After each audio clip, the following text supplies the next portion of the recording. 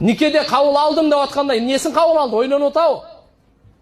Мен аял өзүн турмушка бергенге мен разы, макулдугумду бердим деген мани, мен өмүр бою эми баш ийип өтөм деген сөз.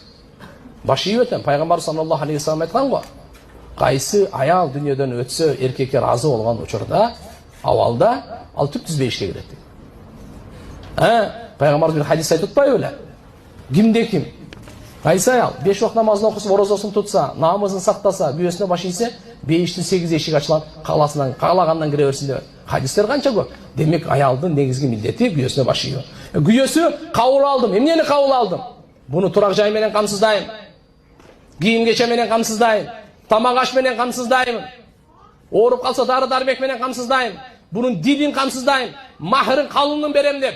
Мына эркектин мойнунда. Эми кээде эгерде күйөөсү инвалид болуп калса, Кудай сактасын, ооруп калса,